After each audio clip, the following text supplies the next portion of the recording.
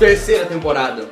Quase 2 anos depois, Westworld retorna para HBO nessa terceira temporada e novamente nós temos Jonathan Nolan e Lisa Joy no comando dessa que é a melhor série da atualidade. Creio que não seja nenhum absurdo dizer algo assim, ainda mais depois de um fim que, bom, eu não assistia, mas eu fiz um vídeo inclusive comentando sobre a ideia de Game of Thrones e as problemáticas que a série tinha. Enfim, não vou falar de Game of Thrones aqui, vamos focar nessa que é a melhor série da atualidade, Westworld, que chegou na sua terceira temporada agora no domingo, dia 15 de março de 2020. E eu lembro certinho que algumas coisas me incomodaram no último episódio da segunda temporada. Não é como se a minha necessidade não tivesse sido suprida, mas alguns fatos pra mim foram too much, assim, na época. Eu não cheguei a reassistir os episódios depois, mas o começo dessa terceira temporada pra mim já é um contraponto perfeito com o final da segunda, justamente por esse não se apegar tanto às ideias de linha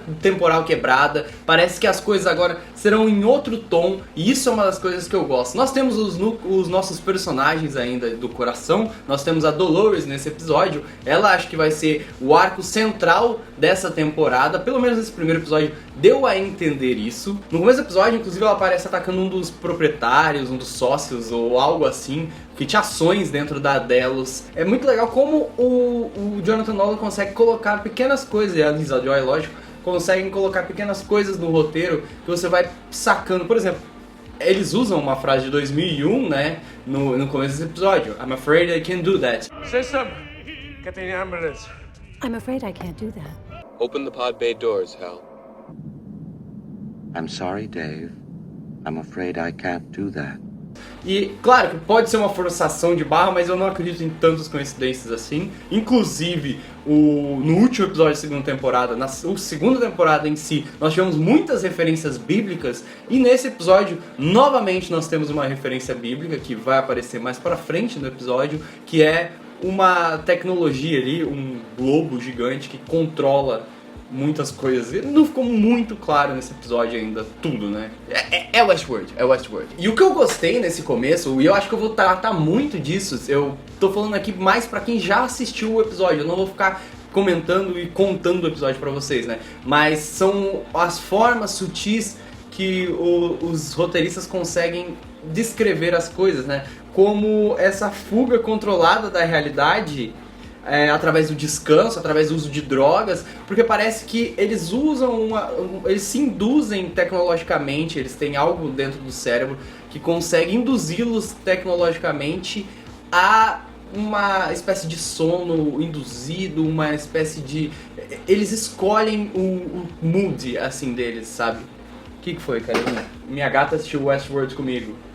Né? E nesse primeiro episódio nós tivemos a apresentação do personagem do Aaron Paul. O nome dele é Cal, o apelido na verdade, né? E o nome dele é Caleb. E o que a gente pode esperar dele? Eu não sei exatamente quais são os pontos. Eu sei que durante o episódio deu muito a entender que ele não é um ser humano mesmo, assim, ele é um híbrido. E na série nós temos essas duas nomenclaturas, né, os anfitriões e os híbridos. Os anfitriões, os robôs, os androides, eles são realmente inteligências artificiais que escaparam ou não do labirinto e que criaram sua própria consciência, né, que estão vivos. E os híbridos, que são seres humanos que têm partes ou que a consciência humana foi adicionada dentro de um corpo robótico, como é o caso, talvez, do Caleb. Eu sei que algumas coisas desse personagem já mostram um pouco da política desse mundo de fora de Westworld. As outras duas temporadas foram muito focadas nos parques e na toda a questão da consciência e tudo mais. Eu acho sensacional isso. Agora nós temos todo um mundo político pra entrar nessa próxima temporada. Eu acho que isso que vai dar um tom diferente pra essa temporada, inclusive, porque nós temos a única participação da Charlotte ali, né? Foi quando ela fala sobre querer privatizar a Delos, que aparentemente é uma empresa pública, então, né? E inclusive ela joga a culpa, né, ela fala, né, robôs não matam pessoas, pessoas matam pessoas. Querendo apontar que o Bernard, que matou todos os robôs no caso do final lá. Voltamos ao Caleb.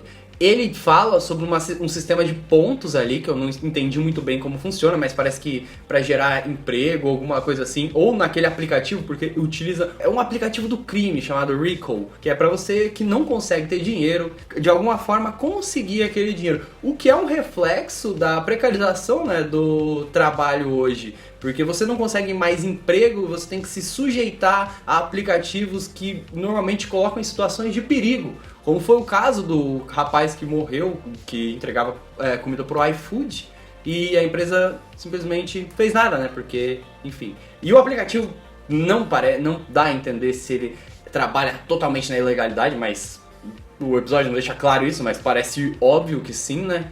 E as pessoas que estão lá, elas se juntam, é meio que um Tinder, um Uber de assaltos, de crimes em geral, de entregas de produtos que você não quer saber o que são, né? Dentro disso, já começa uma crítica dos roteiristas à própria meritocracia. Isso eu achei do caralho, a forma sutil que isso vai acontecendo dentro do episódio. E eu acho que isso é muito interessante de se aproveitar nesse primeiro episódio da terceira temporada, que é a forma que eles estão introduzindo críticas. Existe uma crítica, inclusive, às próprias teorias que se faziam de Westworld quanto à simulação dentro da simulação, que é algo que todo mundo fala, não, mas isso é um parque dentro de um parque. Os próprios roteiristas, né, agora colocam essa frase absurda, essa teoria absurda, no único lugar a qual ela pertenceria, a boca de um bêbado dentro do universo de Westworld. E isso é discutido de forma sutil, mas é uma crítica. Você tem que começar a prestar atenção dentro desses aspectos que os personagens estão ganhando agora, que é muito diferente dessa busca por consciência só. Eu acho que isso tem que ser discutido e vai ser discutido agora numa questão maior, inclusive com a Dolores. Vamos passar então para esse núcleo da Dolores agora. Por que eu digo com a Dolores? Porque ela está tentando entender ou adentrar de alguma forma dentro dessa nova empresa, a Insight, que ela tem essa inteligência artificial, essa empresa de tecnologia chamada Rehoboam, que na real seria o Roboão, acho que é esse o nome, do filho do rei Salomão, que na Bíblia dividiu a ideia de Israel, né? O reino de Israel. Ele foi o herdeiro do reino de Israel. Primeiro veio Davi, depois veio Salomão, depois veio o Roboão. Eu acho que é Rehoboam, eu não lembro corretamente o nome, me desculpem, mas ele vem e ele divide o reino de Israel. Tem muito a ver com uma questão de Deus ali também. E é aí que eu acho que uma frase da Dolores se encaixa com toda essa ideia, que ela fala sobre isso, sobre a tecnologia, que novos deuses virão. Ou seja, esse robô que controla aparentemente, de acordo com o que foi mostrado no episódio, essa inteligência artificial, melhor dizendo, não robô, ela controla Los Angeles ali, os semáforos, ou provavelmente outros aspectos tecnológicos da cidade também. Ela parece dominar de alguma forma os seres humanos, ou tem algum controle, isso parece que vai ser explicitado melhor, né? Eu não tô buscando muitas teorias, eu tô tentando buscar o que tá sendo apresentado nos episódios só. E a Dolores quer trocar de lugar, né? Porque ela saiu do parque, ela tomou a consciência, só que pra ela ainda não é o suficiente. E com essa frase, né? Real gods are coming, que a Dolores fala, parafraseando assim, eu acho que vai ser muito importante a gente pegar esse contexto bíblico, que foi muito importante no final da segunda temporada. A gente falou muito sobre isso. E já deixa um detalhe, né, que a Dolores, ela tem a capacidade, no final do episódio isso fica claro, quando ela assassina e substitui um personagem, ela tem a capacidade agora de reconstruir as pessoas, de criar anfitriões que são espelhos, que são reflexos das pessoas também.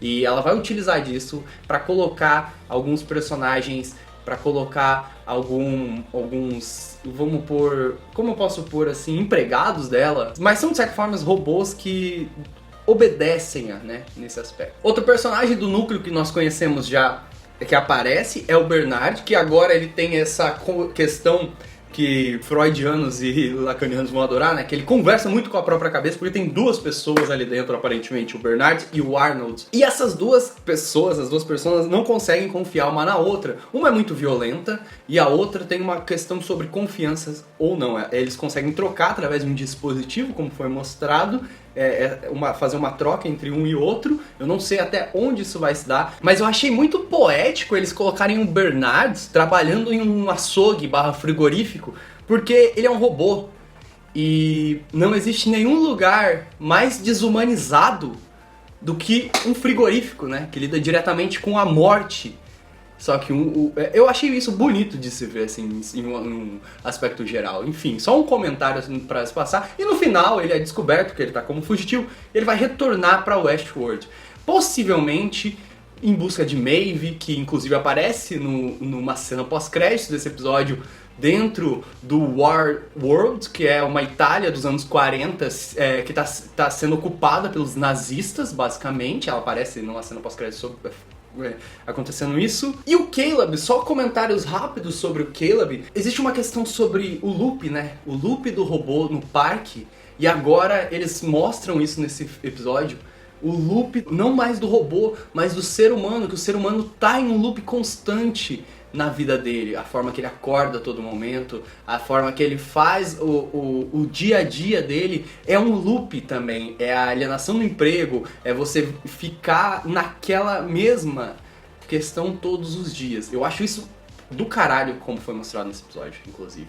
Eu realmente espero que trabalhem muito mais aspectos dessa maneira, assim. Ele tenta distanciar a vida, ele mostra como os robôs estão presentes na vida dele, e a inteligência artificial está presente na vida dele, mas ele tenta de alguma forma fugir disso e ele acaba se encontrando com a Dolores, né? Que é uma inteligência artificial também, de certa forma, né? Um robô que tomou consciência.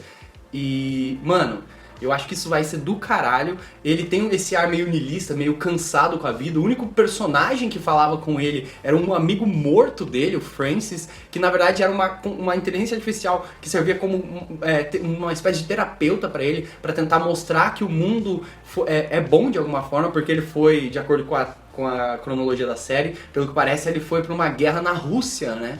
E isso fez com que o amigo dele morresse e ele tomou um tiro na cabeça, pelo que um diálogo deixa entender. Enfim, pelos diálogos do Caleb, você consegue perceber como ele é um personagem que tem uma revolta contra a política atual dentro do cenário da série. E aí acho que é muito fácil você se identificar com um personagem desse também. E tem toda uma questão sobre a forma que ele olha pra vida e ele encara a vida como... ele tem um desprezo gigantesco por ela, né? E eu acho que vai ser um dos personagens mais interessantes. E eu gosto muito do ator. Então, vamos ver como vai desenrolar. E agora eu quero saber de vocês. O que vocês acharam desse episódio? Eu espero que vocês tenham gostado. Espero que vocês deixem um curtir também. Veja os outros vídeos que estão aparecendo aqui. Muito obrigado e tchau!